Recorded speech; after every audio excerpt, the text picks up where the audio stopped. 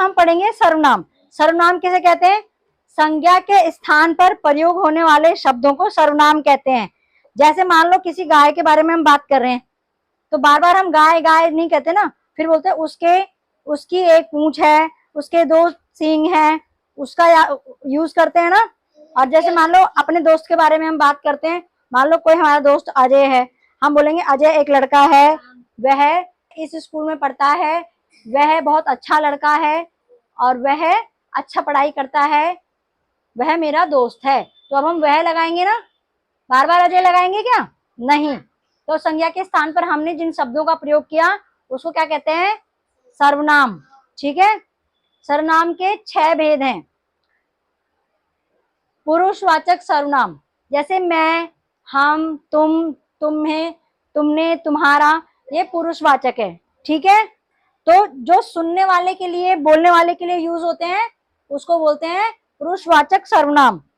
निश्चयवाचक सर्वनाम है जब हमें किसी वस्तु, किसी स्थान के बारे में पता चले तो उसमें निश्चयवाचक सर्वनाम लगाते। जैसे यह मोहन का स्कूल है, वह मेरा घर है। ठीक है। तो इसमें यह, वह, उसने, उसमें यूज होगा। ठीक है। थर्ड आता है प्रश्नवाचक सर्वनाम, जिसमें हम पूछने वाले के बारे में बात करते हैं। जिन शब्दों का प्रयोग प्रश्न पूछने के लिए किया जाता है उनको कहते हैं प्रश्नवाचक सर्वनाम, जिसमें यह यूज होगा क्या, कौन, किसने, किसका। ठीक है। देखो अब चौथा है अनिश्चयवाचक, यानी कि जिसमें निश्चित नहीं है कुछ भी। जैसे कि कौन, दरवाजे पर कौन खड़ा है, हमें नहीं पता ना, और दाल में कुछ गिरा है, तो कौन जो है वो अनिश्चय है। ठीक है, हमें पता नहीं है। अच्छा, 5वें नंबर पे आता है संबंधवाचक, यानी कि जो पहले सेंटेंस, जो पहला वाक्य होगा उसके दूसरे वाक्य से कुछ संबंध होगा। जैसे कि जैसा करोगे वैसा भरोगे। ठीक है।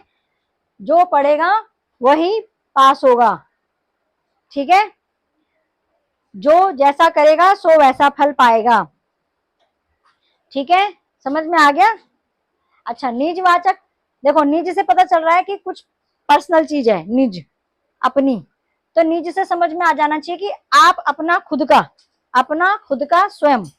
ठीक है, ये शब्द प्रयोग होंगे वहां पे। जैसे मैं अपना काम खुद कर लूंगी, इसमें खुद आ रहा है, अपना भी आ रहा है।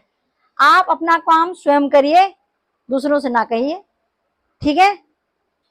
तो ये हो गए 6। क्या क्या थे? सबसे पहले था पुरुषवाचक, निश्चयवाचक, प्रश्नवाचक, अनिश्चयवाचक, संबंधवाचक, निजवाचक। ठीक है। अब बताओ सर्वनाम किसे कहते हैं? संज्ञा के स्थान पर प्रयोग होने वाले शब्दों को सर्वनाम कहते हैं। ठीक है। जैसे मैं, यह, वह, तुम, अपना, कौन, क्या, किसने, किसका। ठीक है। अच्छा,